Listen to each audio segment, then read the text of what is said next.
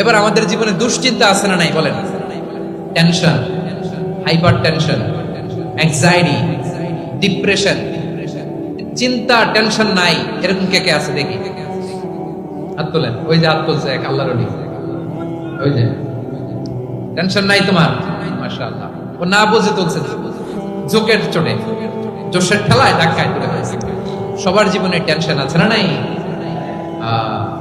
এই দুশ্চিন্তা, পেরেশানি, মারাত্মক পেরেশানি থেকে মুক্তি পাওয়ার জন্য বিষ্ণু ইসলাম দুটো দোয়া পড়তেন। কয়টা? অনেকগুলো পড়তেন। স্পেশাল দুটো দোয়া আজকে আপনাদের শিখায় যাবো, শুনবেন না? কষ্ট হচ্ছে? সংক্ষিপ্ত মুনাজাত দিয়ে দেই। ওরে আল্লাহ, আমি তো 9:30 ক্রস করে ফেলছি মাসুদ ভাই, খেয়াল করে নেই। আর কয়েক মিনিট, ঠিক আছে ঠিক আছে।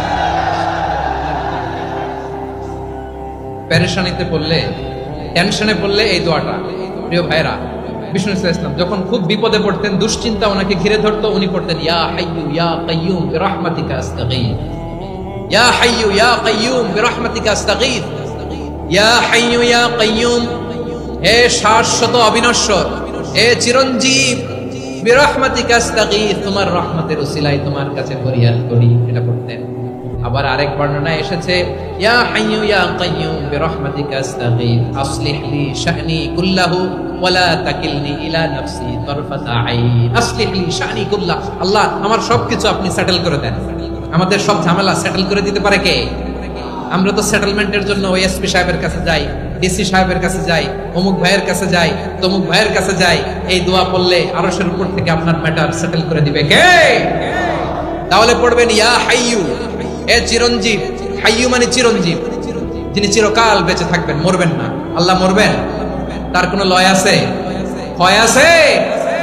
সূরা রহমানে আল্লাহ বললেন কুল্লু মান আলাইহা ফানি ওয়া ইয়াবকা ওয়াজহু রাব্বিকা যুল জালালি ওয়াল ইকরাম ফাবিআইয়ি আলাই রাব্বিকুমা তুকাযিবান। জমিনে যা আছে সব ভ্যানিশ হয়ে যাবে, নিশ্চিহ্ন হয়ে যাবে, শেষ হয়ে যাবে, সব বিলুপ্ত হয়ে যাবে, একজন ছাড়া। জোরে বলেন তিনি কে? ইয়া হাইয়ু, আমার সাথে আওয়াজ করে পড়েন ইয়া হাইয়ু ইয়া কাইয়ুম ইয়া হাইয়ু ইয়া কাইয়ুম বিরহমাতিকা আস্তাগীথ আসলিহ লি শা'নি কুল্লাহ ওয়ালা তাকিলনি ইলা নাফসি তারফাতা আইন। এভাবে দোয়া করলে আপনাকে বিপদ মুক্ত করবে কে? এই দোয়াটা কেন পছন্দ আল্লাহর কাছে? কারণ এখানে আল্লাহর দুটো সুন্দর নাম আছে, গুণবাচক নাম, আল হাই, আল কাইয়ুম, এই দুটো নাম আছে এখানে। আবার এই দুইটা আয়াতুল কুরসির অংশ। আয়াতুল কুরসির শুরুতে এটা আছে না নাই? হ্যাঁ, আছে না নাই? 3 নাম্বার কারণ এটা ইসমে আজম। কোন দোয়াটা ইসমে আজম? যে দোয়া ওসিলায় দোয়া করলে আল্লাহ দোয়া ফেরায় না। অনেকগুলো মত আছে, সবচেয়ে ভ্যালিড মত হচ্ছে এটা, ইয়া হাইয়ু ইয়া কাইয়ুম, এর ওসিলা দিয়ে দোয়া করলে দোয়া কবুল করে কে? 2 নম্বরে বিশ্বনবী মারাত্মক বিপদে পড়লে আরেকটা দোয়া পড়তেন, আল্লাহুম্মা ইন্নী আবদুক। আগে দোয়াটা পড়ি, শুনেন।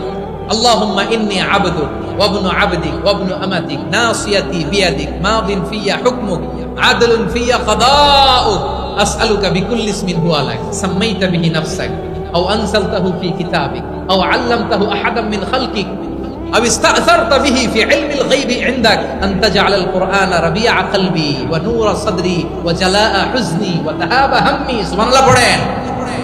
বিষ্ণু বলতেন আল্লাহুম্মা ইন্নী আবদুক, ও আল্লাহ আমি আপনার গোলাম, ওয়া ইবনু আবদিক, গোলামের ঘরের গোলাম, ওয়া ইবনু আমাতিক, বাদীর ঘরের গোলাম। মানে আল্লাহ আমি আপনার গোলাম। আমার বাবা আব্দুল্লাহ ছিল আপনার গোলাম, আমার মা আমিনা ছিল আপনার বাদী। মানে আমরা গোলাম বংশের, সব গোলাম। নিজেরা এর চেয়ে আর ছোট করে আল্লাহর কাছে উপস্থাপন করা যায় না ভাইরা? কথা কি বুঝতেছেন? নিজেকে এর চাইতে ছোট, নগণ্য আর তুচ্ছ করে আল্লাহর সাথে প্রেজেন্ট করা যায়? বিশ্বনবী বললেন ও আল্লাহ আমি আপনার গোলাম, গোলামের ঘরের গোলাম, দাসীর ঘরের গোলাম, নাসিয়াতি বিয়াদিক, আমার মাথার চুলের ছুটি আপনার হাতের মুঠোয়। আপনি ডানে টান দিলে আমি ডানে যেতে বাধ্য, আপনি বাঁয়ে টান দিলে বাঁয়ে যেতে বাধ্য। সুবহানাল্লাহ বলেন। পিছনে 2-1 ভাই দাঁড়ালেন কেন?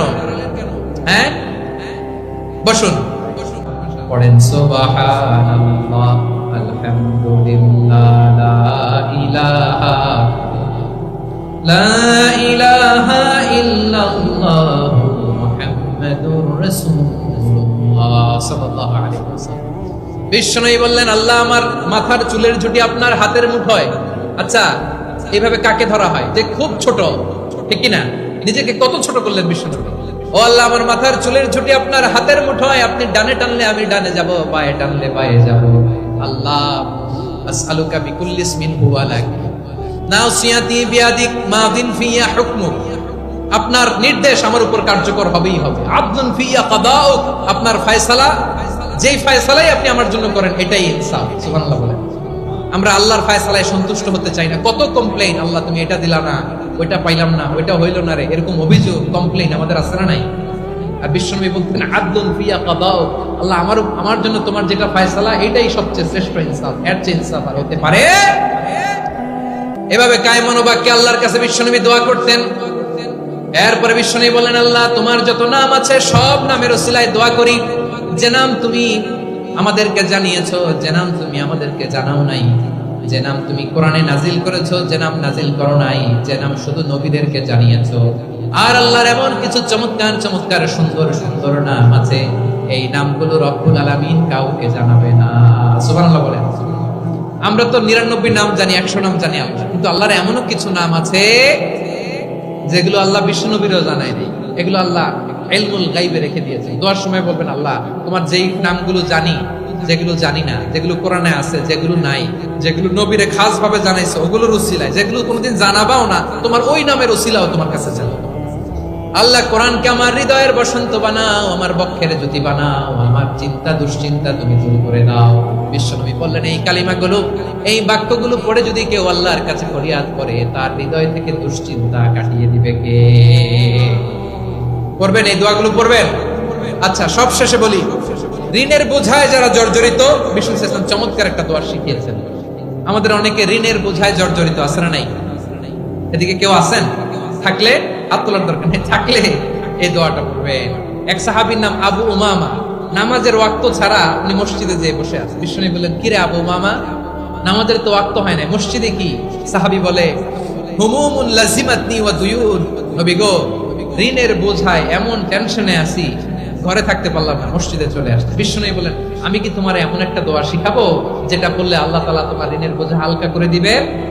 আবু উমামা বললেন, ইয়া রাসূলুল্লাহ, অবশ্যই শিখাবেন। বিষ্ণু বললেন, তাহলে তুমি পড়বা, আল্লাহুম্মা ইন্নী আউযু বিকা মিনাল হাম্মি ওয়াল হাযান ওয়া আউযু বিকা মিনাল জুবনি ওয়াল বুখল ওয়া আউযু বিকা মিন গালাবাতিদ দাইনি ওয়া কাহরির রিজাল।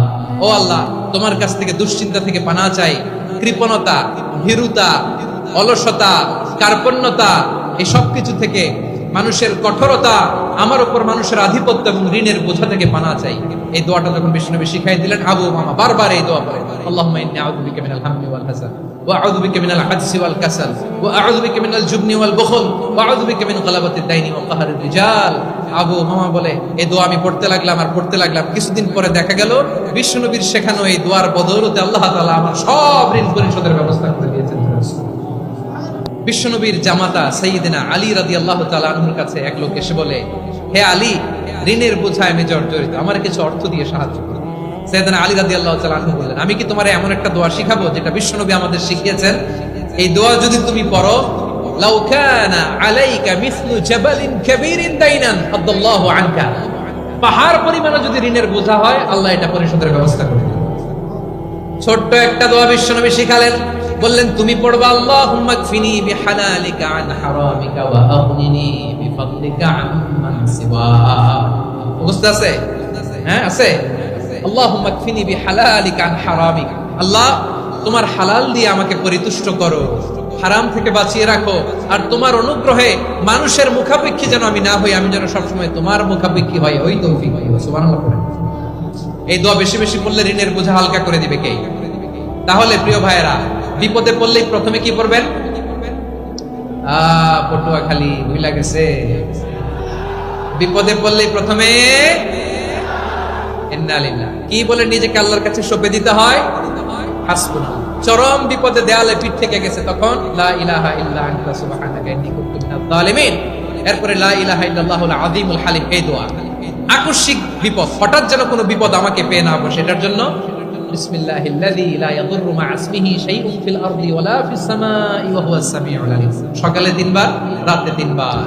আর মারাত্মক tension, hyper tension, anxiety, depression থেকে বাঁচার জন্য 2 দোয়া, ইয়া হাইয়্যু ইয়া কাইয়্যুম, ইয়া হাইয়্যু ইয়া কাইয়্যুম। মনে থাকবে? আর আল্লাহুম্মা ইন্নী আবদুক, এই দোয়া। ঋণ থেকে বাঁচার জন্য 2 দোয়া, আল্লাহুম্মা ইন্নী আউযু বিকা মিনাল হাম্মি ওয়াল হাযান, এটা। আর আল্লাহুম্মা কফিনি বিহালালিকা আন হারামিকা ওয়া আগনিনি বিফাদলিকা আম্মান সিওয়াক। আর সব সময় পড়ার জন্য একটা আমল দিয়ে যাই, উঠতে বসতে, অফিসে যাচ্ছেন, অফিস থেকে ফিরতেছেন, বসে আছেন, শুয়ে আছেন, ছোট্ট এক শব্দে আমরা যেন বেশি বেশি পড়ি আস্তাগফিরুল্লাহ। আওয়াজ করে আমার সাথে পড়ুন আস্তাগফিরুল্লাহ। আবার পড়ুন আস্তাগফিরুল্লাহ। আল্লাহ রাসূল সাল্লাল্লাহু আলাইহি ওয়াসাল্লাম বলেন, মান লাজিমাল ইস্তিগফার, যে সব সময় এরকম ইস্তিগফারের সাথে লেগে থাকে, জাআলাল্লাহু লাহু মিন কুল্লি যিকিন মাখরাজা, আল্লাহ তাআলা তাকে কোনো বিপদে আটকান না, সে জীবনে আটকাবে না। যে কোনো বিপদে আল্লাহ তার রাস্তা বের করে দিবেন, way out, you will get a way out, a solution. সুবহানাল্লাহ। ওয়া মিন কুল্লি হাম্মিন ফারাজা, দুশ্চিন্তা মুক্ত হবে। ওয়া ইয়ারযুকহু মিন হাইসু লা ইয়াহতাসিব, এমন জায়গা থেকে আল্লাহ রিজিকের বন্দোবস্ত করবে যেটা সে কল্পনাও করে নাই। আওয়াজ করে পড়েন সুবহানাল্লাহ।